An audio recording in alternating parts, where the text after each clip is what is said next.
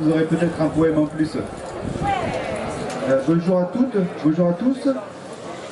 Je suis Sylvain Rougaille, le coordinateur du festival itinérant à la Croisée des Chemins, festival de poésie ambulante. Voilà. Je suis aussi audiophile. D'habitude, je mets des bruits d'oiseaux pour démarrer, mais là, je ne sais pas pourquoi j'ai enregistré le feu. Et c'est peut-être pas le meilleur son pour commencer. Parce qu'il fait déjà assez chaud comme ça, j'ai l'impression. Et vous êtes là, beaucoup trop nombreuses et nombreux, même si ça nous fait plaisir, mais moi, j'ai presque une crise d'angoisse. Parce qu'on n'a pas trop l'habitude. D'habitude, on est plutôt 3 ou 4. Est-ce que vous pouvez avoir moins de présence, dit Jean-Noël? Non mais vous vous rendez pas compte, mais c'est quand même... oh, c'est impressionnant. C'est... Oh, waouh. Donc, comme l'a dit Jean-Noël, merci de ne pas avoir parlé en premier, Jean-Noël. C'est moi qui parle en premier. Vous êtes là pour écouter les poèmes de Jean-Noël, grand poète s'il en est, que je cherche depuis une dizaine d'années. Je l'avais croisé en forêt en Isère, et puis après je ne l'ai plus jamais retrouvé. Et là j'ai mis la main dessus, et je peux vous assurer que je ne le lâche pas maintenant. Ouais, j'étais dans le Luberon. Vous étiez dans le Luberon, c'est pour ça. Il va vous expliquer, il change d'endroit, il vit partout où il peut, ou pas trop. Voilà, le festival itinérant de poésie à la Croisée des Chemins se posera la semaine prochaine en sud de Charente, à Chalais, à la Loco Bio. Si vous voulez plus d'informations sur le magasin, vous pouvez venir me voir à la fin. Je vends notamment des cendriers en grès. Et ils sont pas cuits du coup, oui, c'est sûr. Mais bon, c'est tout ce que je peux faire jusqu'à maintenant. Je vais bientôt avoir un four au solaire. Ouais. Ça risque de... Bref. Voilà. Est-ce que... vous voulez commencer, Jean-Noël? À la Diablo verte. À la Diablo verte, comme il est dit. Merci d'accueillir Jean-Noël Mistral, s'il vous plaît. Jean-Noël.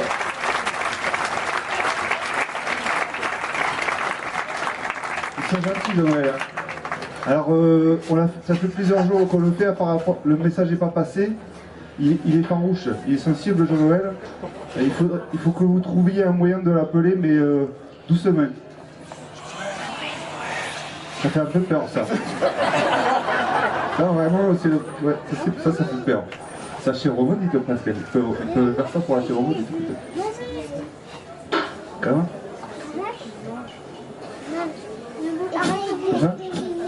Est-ce que vous pouvez l'appeler en expirant des naseaux? C'est sa demande, hein, c'est pas la mienne. Hein. Faites ça comme vous pouvez. Faites voir. Ah, c'est joli. On dirait des cigales, mais qui se mouchent. Ah, c'est pas bête les cigales. Ah, bah faites des cigales, c'est vrai, ça.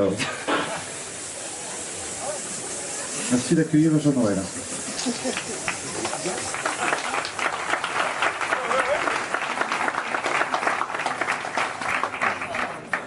Il y avait des cigales?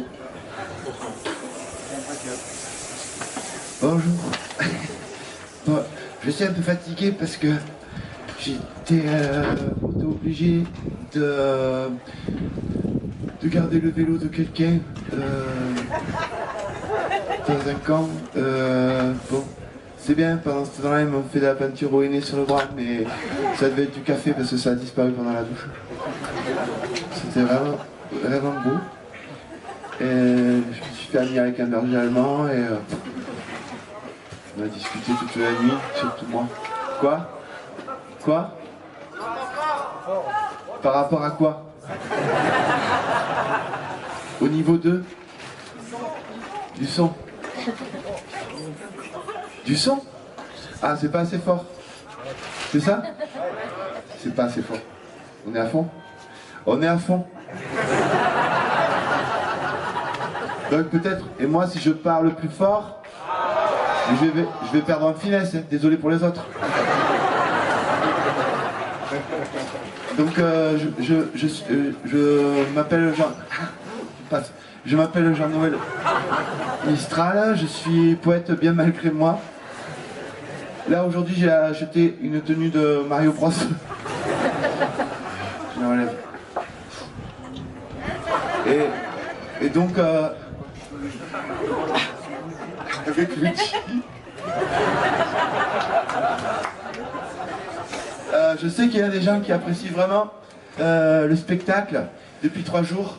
Donc si vous voulez des chaussettes, vous pouvez les encadrer. Je ne les ai pas lavés depuis 3 jours. Elle saute cette chaussette. Il y en a 2. Donc on va commencer. Donc, comme je disais, bon, on joue aussi derrière. Donc vous, vraiment, ça va être vraiment d'observer bien la nuque et la sensibilité qui se dégage des replis de peau. Un truc qui part déjà. Mais... D'accord, mais par contre on veut pas savoir. Dépêche-toi. Voilà, donc c'est la grande franquette, hein. Voilà, vous pouvez enlever vos chaussettes et les lancer en l'air aussi. Qui sait le faire, ça? Ouais, bon, on le fera à la fin pour fêter vraiment l'événement. Et je vous présente Violette, mon phasme, qui nous suit depuis le premier jour et qui a vraiment elle a plus d'eau. Donc on lui redonne de l'eau souvent. Sinon, donc je disais que j'habitais dans la forêt depuis maintenant plus de quelques années. Pas forcément de mon gré, plus du gré des autres. Ce qui fait que je suis seul dans la forêt, dans le bon sens. Je sais pas ce que ça veut dire. Et de là que je m'ébaudissais du rebond d'un écureuil sur une branche, ou je m'ébaudissais d'un nénuphar. Et là, pour m'en souvenir, ben, comme je n'avais pas d'appareil photo, j'ai écrit et essayé de faire une photo avec que je les ai expliqués. Et on m'a dit c'est la poésie. Alors là,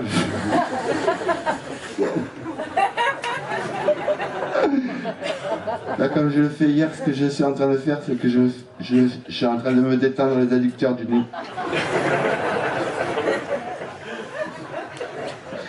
Ça prend une bonne minute. Donc, vous pouvez lancer vos chaussettes dans ce temps-là. Donc voilà, ça ne va pas forcément être une animation très rapide. Enfin, disons que peut-être parmi vous, il y en a qui vont s'ennuyer, mais profitez-en pour faire un retour sur vous-même. Et sinon, ben partez. Mais comme donc c'est de la lecture de poésie un peu lente, vous inquiétez pas, en plein milieu, je ferai une pantomime.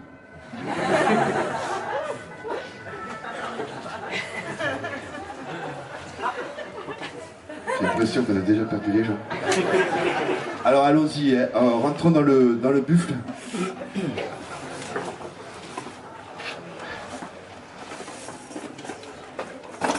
Donc voilà, ça c'est un morceau de mes poèmes, enfin c'est des poèmes que je n'ai pas encore recopiés. Là je suis en train de le recopier pour faire un livre que je ferai plus tôt. Wow, autant commencer. Je vais commencer par un qui est assez connu en Ariège. Enfin juste dans une maison en Ariège. Qui s'appelle Sauvage. Bon, pas que en Ariège. Faites serment de rien. J'ai pas mes papiers d'identité. Vous entendez pas encore? Essayez de deviner, faites comme une autodictée. Qu'est-ce qu'il y a? Quoi? Ah oui, c'est ça. Parce que je l'ai dit fort. Bon. Salut. Sauvage. Jean-Noël Mistral. Attention, celui-là, il est un peu rêche. Hein. Il est un peu...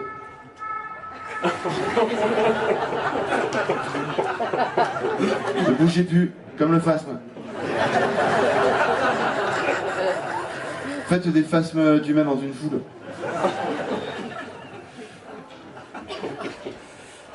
C'est bon, ils sont partis. C'est bon, ils sont partis. Les trucs bas, j'ai oublié de faire haut. Merci. Sauvage. Jean-Noël Mistral. Je suis sauvage. Je vis de l'air et de l'eau et de la nourriture.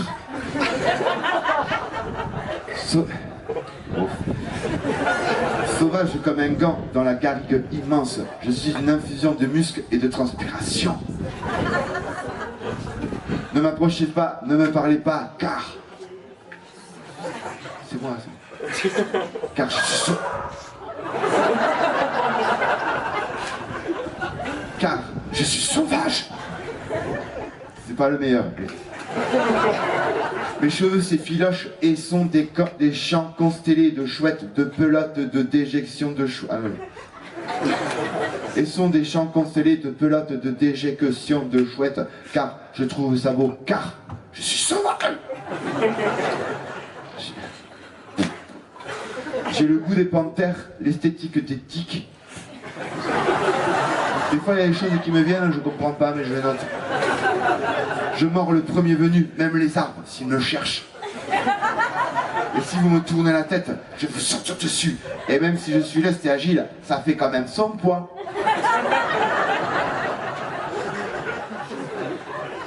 Ça me gratte ici. Faut que je trouve de la lessive. Si quelqu'un a de la lessive sur soi, je vous quête et vous scrute quand vous vous promenez dans mes bois et bois sur mon territoire délimité par mon muraille. Et puis j'apparais au milieu dont je séjoue un rayon de soleil large comme un tronc de séquoia, se cabrant sur mes jabots, cabré de violence farouche. J'en ai déjà marre.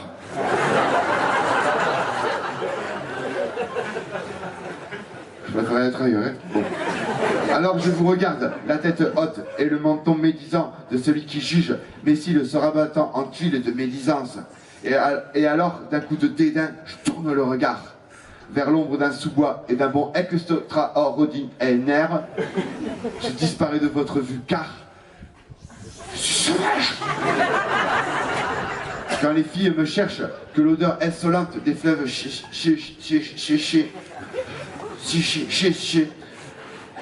de ma virilité aboie aux naseaux des promenades, alors je grimace pour leur faire perdre une bonne fois pour toutes.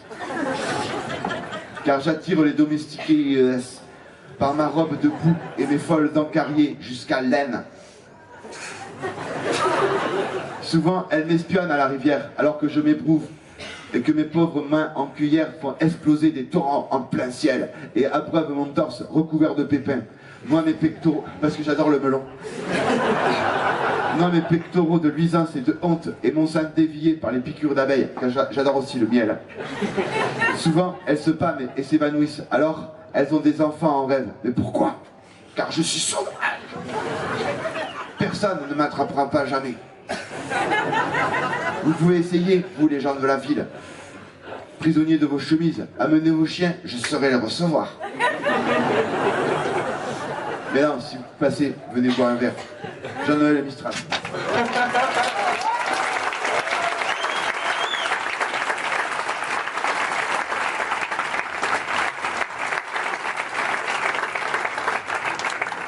Merci, merci. Je sais pas à qui, mais merci. Maintenant, j'ai prévu qu'on fasse un poème sur le... Enfin, vous allez voir. Faut que je retrouve. Cahier 7. Ah oui, cahier 7. Il s'appelle « Ils ne sont pas comme nous ». Celui-là. Ils ne sont... C'est cahier 2. Ça, c'est cahier 7.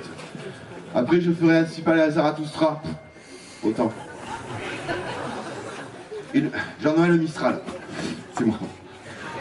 Ils ne sont pas comme nous. Ça, c'est le titre. Ils ne sont pas comme nous. Là, c'est le début. Ils ne sont pas comme nous. Ils n'ont pas le même ciel, ni même la même forêt, ni même les mêmes oiseaux, même si parfois certains traversent la Méditerranée. Ils ne sont pas comme nous. Ils mangent pas de jambon, ni d'andouillettes. Ils ne sont pas comme nous. Déjà, ils boivent peu et sont habillés de sable, et leurs rotoules sont inversées. Ils prient pour un oui ou pour un non, contre l'immensité. Et leurs rotules sont... Ah, j'ai dit. Et contre l'immensité. Et ils ont des mouches au pourtour de la bouche lorsqu'ils mâchent. Ils ne sont pas comme nous, les chameaux. Leurs bosses au levant d'Audeline quand ils marchent. Ils ne sont pas comme nous, les fennecs et l'alouette, ni même la dorade ou le phasme des pieds. C'est un phasme qui ressemble à des pieds qui se cachent sur les chaussures. Ils ne sont pas comme nous, les corbeaux qui mangent notre maïs effrontément. Ils ne sont pas comme nous. Ils ne sont pas comme nous, l'Italie, le Berry, les fourchettes, les riz de veau et les Indiens. Et l'herbe de ton champ ne connaissait pas l'opinion de l'herbe près du torrent. Et ce puceron buré de tiques qui boite en gravissant cette jonquille, les yeux pleins de larmes, car il est seul et désespéré, ne rencontrera jamais cette courge à moins de 20 pas. Et cette colline, elle est comme nous. Et la pizza, le ciment, les bactéries dans mes boyaux, ils sont comme nous, je ne crois pas. Mais tous autant qu'ils sont, j'arrive jamais à le faire ça, mais tous autant qu'ils sont, lorsque le touriste passe, alors là, ils prennent la pose sur la photo. Oh. Pour prendre des poses avantageuses. Et toi, tu es comme moi, et moi, je suis comme moi. Alors bon, ça suffit à un moment, cette histoire de racisme. Essayez de résoudre vos problèmes et arrêtez de penser que c'est à cause des autres. Et c'est ça devenir adulte. Tiens, j'en ai cassé ma pipe.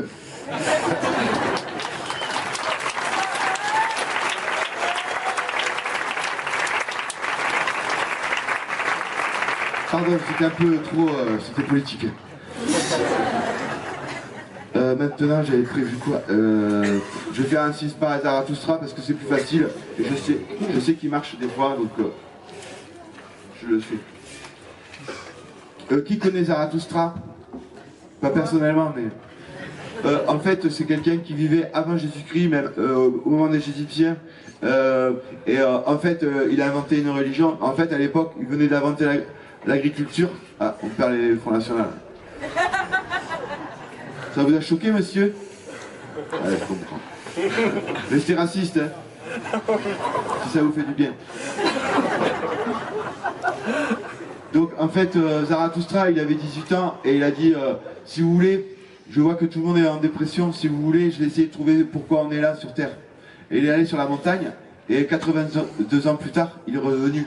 Et alors, il a parlé. Ainsi parlait Zarathustra. C'est le titre. Alors, ainsi parlait Zarathustra. Je sais pas si c'est le mot. Ah si, non, c'est celui-là. Ainsi parlait Zarathustra. C'est le titre encore. Je commence. Ainsi parlait Zarathustra. Alors que Zarathustra se positionna devant le peuple dans un nuage de poussière avec à l'horizon 2 chameaux éteints. Alors ainsi il parlait Zarathustra. Et ainsi il dit Zarathustra. Mes amis, j'espère que vous avez tous à boire, que vous avez tous de quoi vous restaurer. On va faire des brochettes tout à l'heure. Que le bateau dans lequel nous dérivons, c'est une image, hein, ils sont dans un désert, que le bateau dans lequel nous dérivons fasse de belles volutes dans la mer, et que l'écume au sortir des tourbillons se mêle au froid du matin dans une explosion d'eau. Et surtout, j'espère que ça va. Ça va tout le monde? Non, répondez pas, c'est à l'époque. Oui, ça va. Parce que si ça va pas pour vous, ça va pas pour moi. Vous êtes sûr que ça va? Oui, on vient de le dire. Et ainsi, Zarathustra demanda ça va à tout le monde, personnellement, pendant de longs mois. Ça va, toi? Tu as un verre? Tu as quelque chose à boire? Oui. Et à force de demander ça va à tout le monde, Zarathustra perdit le boire et le manger. Elle vieillissait à vue d'œil. Tu as vu Zarathustra? Oui, il a l'air bien fatigué. Il faut qu'il arrête de dire ça va à tout le monde. J'ai l'impression que c'est un puissant fond. Dès qu'on lui dit que ça va, ça le rassure, mais 2 minutes plus tard, il s'inquiète et il redemande. Alors tout le monde, de comme un accord, répondit non à sa question ça va. Et il put arrêter de dire ça va à tout le monde. Et ainsi, il reparla encore. Alors ça va pas, hein? Moi non plus, ça va pas. Qu'est-ce que l'existence? On le saura jamais. Moi, je dois avouer que je sais que la vie est incroyable. Mais franchement, je n'arrive pas à apprécier vraiment. C'est comme si on me donnait un seau de côte de bœuf délicieuse et que j'avais le système digestif d'un pic vert. Alors, Zarathustra pleura. J'arriverai jamais à sauver le monde. Et tout le monde autour de lui dit, ben non. Alors je sers à quoi? Je sers à rien? Ben non. Mais va, Zarathustra, on s'en fiche de sauver quelque chose, non? Et ainsi, Zarathustra s'endormait. Et des vieilles femmes édentées, avec des boucles d'oreilles en forme de chacal, mangeant la lune, se mirent à chanter des chansons. Et le soleil brilla, et le vent souffla, et l'eau coula, et les vieillards mourra, et les enfants naissa. Et la paix gagna enfin le cœur de Zarathustra. Et tout était bien, qui finissait bien.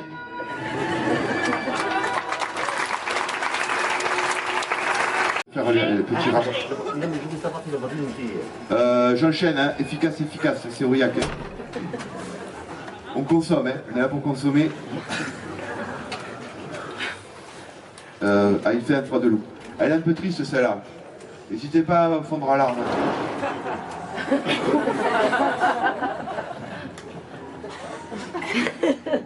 Ça va? Bon, ça va alors. Quoi? Ah, consulter.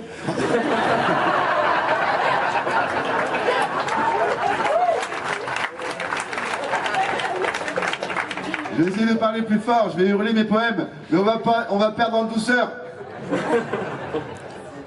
Il fait un froid de loup. Jean-Noël Mistral.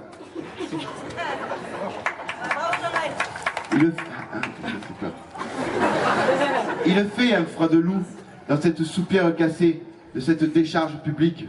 3 bébés rats se pelottent les uns contre les autres. Ils ont peur du noir et de mon œil immense cachant le ciel et qui le regarde depuis un quart d'heure. Leur mère n'est pas là. Où est-elle, la folle, à les laisser? Peut-être a-t-elle disparu de ce monde.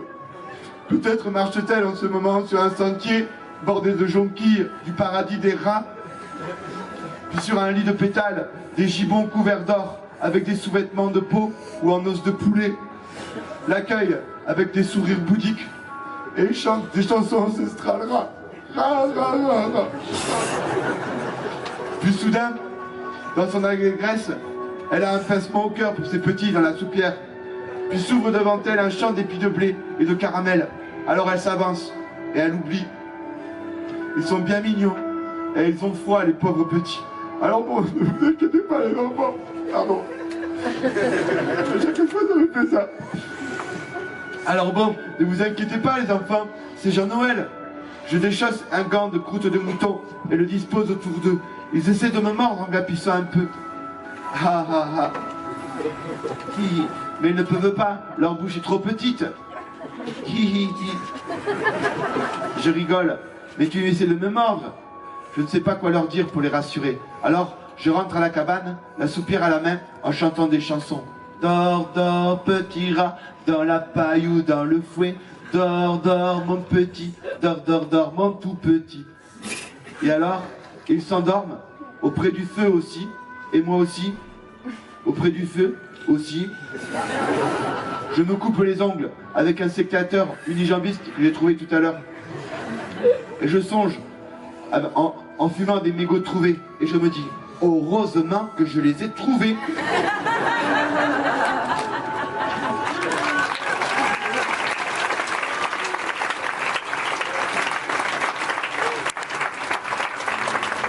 Là, je me demande si je fais la pantomime. Vous êtes fatigué des poèmes ou Non. Ah, c'est bizarre, hein. C'est bizarre qu'ils aiment bien. Je voulais faire Clou, mais Clou il est après.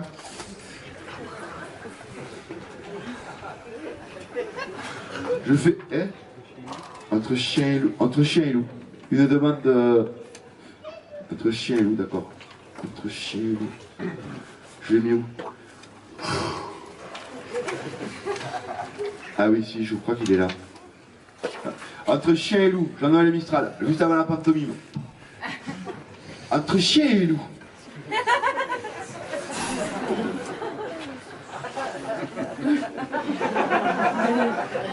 Mitterrand.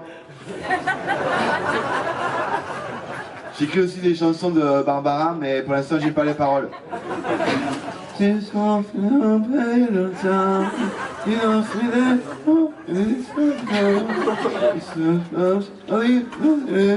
Arrêtez. Entre chien et loup, Jean-Noël Mistral. Tantôt je suis chien. Tantôt je suis loup. Et je prends l'accent du Cantal, je fais les seuls, les chiens. Je prends l'accent du Cantal, je fais les chiens. Quand une belle demoiselle me regarde de ses yeux grands comme un bol de vase, ou comme une falaise de beauté, et que je suis pris de vertige, je baisse la tête, piteux, prêt à obéir au moindre hoquet de ses sourcils, d'amour taillé pour le combat. Alors, je suis un chien. Quand elle fait mine de s'en aller, et moi de la suivre sans réfléchir, alors, je suis un chien aussi. Quand le garde de chasse passe de ses bottes tapageuses, écrasant les enfants fougères et me gronde en arrachant mes collets, alors je fais le dos rond et je suis un chien.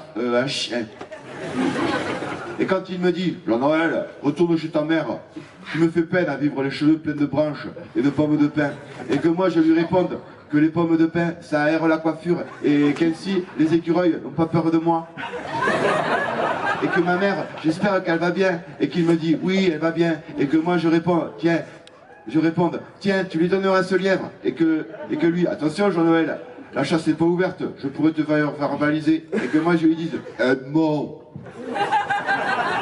Et qu'il me dise, bon, donne, je lui donnerai, et qu'il s'en va, et que je le vois disparaître en parlant tout seul. Le malheureux, le malheureux. Alors là, je suis sentimental. Alors, je frôle les arbres. Alors, je me prostre et descends en roulant des putes. Et des larmes se coulent sur moi, si bien que mes yeux voient trouble. Et je regarde devant, clouté à l'horizon, transi d'émotion. Alors, je feule comme un renard blessé. Et je cours. Et je me raccroche à la vie. Et je me saoule avec le bruit des mots qui m'entourent. Alors, souvent, je reprends mes esprits au bord d'un étang, appuyé sur un daim ou un chevreuil. Le ciel s'est assombri, voile son regard de transparence obscure, de glaucome et de parfum d'éclipse. Et la nuit se prépare, et la lumière assise, et les couleurs s'épuisent, et entre chien et loup, j'ai peur de mourir.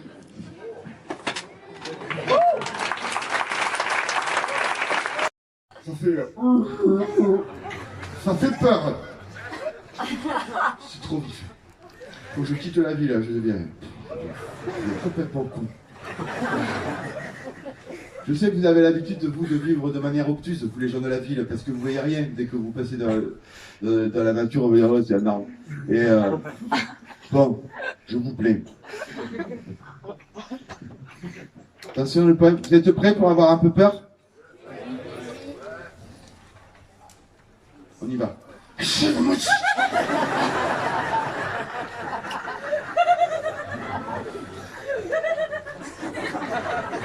l'ai croisé. Depuis, j'ai froid dans le dos. C'était un soir, à la tombée du jour, au moment où la carte... C'est pas là.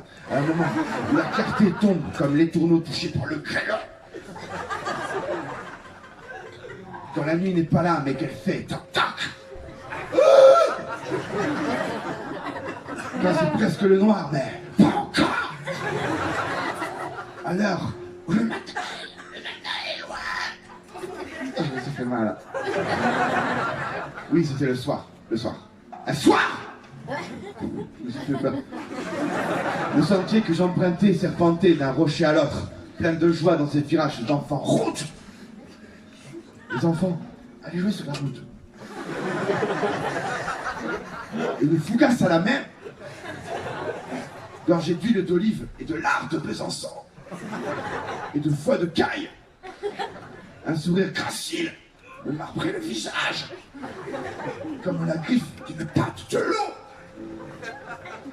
Soudain, alors que j'étais perdu dans mes pensées, alors que je pensais à Mathilde, non, je pensais à Mathilde qui puisait au puits. quand tout à coup, elle a apparu au bout du chemin, droite comme un R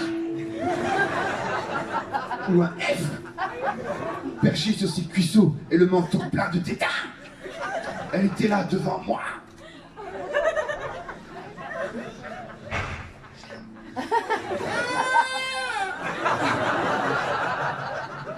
La chèvre maudite. Ses yeux en amande, à l'iris perçant comme une dague farouche. Et ses cornes alambiquées qui partaient en guidon et qui finissaient en fourche. Dans les virages, créait une frange de cornes, arrondissait son visage noir, comme un poney noir. De la fumée noire sortait de ses naseaux noirs. Je l'ai reconnu tout de suite. C'était...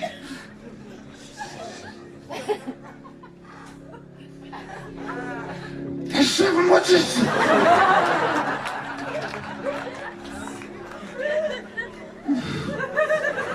Elle m'a regardé, je tremblais. Elle s'est approchée, puis dans un mugissement glacial, elle a sauté dans le ravin et elle a disparu. J'avais peur, comme un lapin qu'on pile. La nuit était là, l'obscurité s'était faite. La lumière du soleil ne se voyait plus et faisait sombre. Le jour n'en menait pas large. Oui, c'était la nuit. Mes tempes n'en pouvaient plus de battre.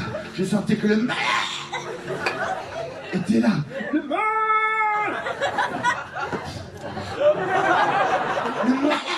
était descendu pour moi.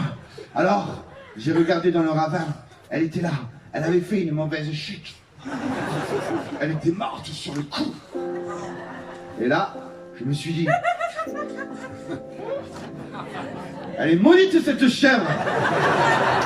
Je ne m'appelle pas Jean-Noël. Je savais qu'il allait arriver mal.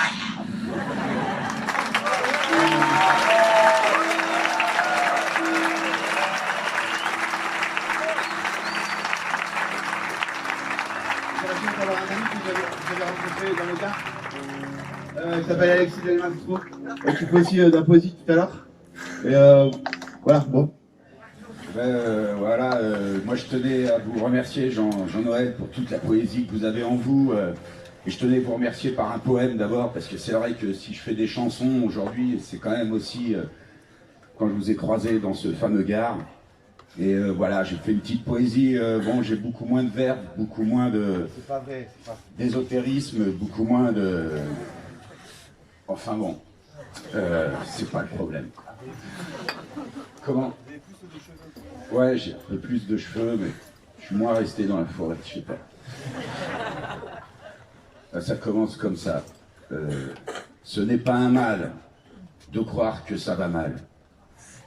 Mais ce n'est pas normal que ça te mine le moral. Si t'es malheureux, tant mieux. Parce que c'est ça ou rien. Plus t'es là, plus t'es vieux, au début, t'étais rien. T'es rien, terrienne aussi, comme un arbre. C'est pour vous. Comme un arbre. Tout ça, c'est de la vie. À votre avis, à votre santé aussi.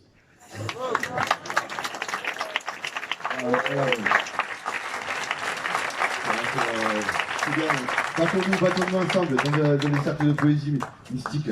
Allons-y, continuons. Et à quelle heure vous faites vos poésies, votre concert? À 20h45, place des Dames. Je sais pas le numéro de la pastille, me demandez pas. Place des Dames. Okay. On va faire le dernier. Bravo. Hein. Et votre fille. Elle m'accompagne toujours. Quoi. Ok. Elle est dans la voiture, là, la mais voiture. voilà. Okay.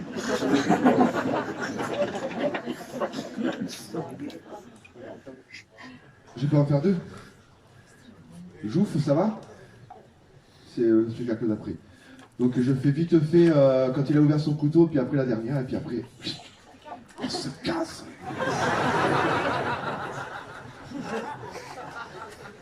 je le retrouve là. Lorsqu'il a ouvert son couteau, je le fais vite, hein. Lorsqu'il a ouvert son couteau, Jean-Noël Mistral. Lorsqu'il a ouvert son couteau, ça c'est le début. Tous les convives, ainsi que la mariée et les enfants de cœur, se sont jetés sur les plats. Les jeunes ont empoigné les mortadelles de bridou, les gambas noyées au rhum et leurs bouées de calamar, furent déshabillés plus vite que deux amoureux se retrouvant après 3 ans de privation dans un train bondé d'aveugles et de sourds. Les vieillards, les pommes en cuillère s'empiffraient de flageolets frits au lait cru. Des lambeaux d'agneau passaient de bouche en bouche. Les visages des dames avaient disparu dans les bols de boudin noir fourrés au noix de courge et au capre et sa purée de pois sautée à l'ail. Une biche qu'on avait oublié de cuire pélée dans un coin, avec du persil dans le museau. Les manches en dentelle des poignets si fins des femmes avaient été retroussées jusqu'au sternum, non, au gras du bras. Puis, il a fermé son couteau. Et puis ce fut le silence. Je viendrai après. Chacun se figea, la main agrippée à une grive ou un fenouil de Clermont-Ferrand. On n'entendait que le goutte à goutte des sauces madères déballant des mentons. Autour de la bouche de la mariée se dessinaient les contours d'un lac étrange, en sauce tomate. Un bébé pleurait dehors. Alors l'Antoine parla. Je fais ce bébé dehors.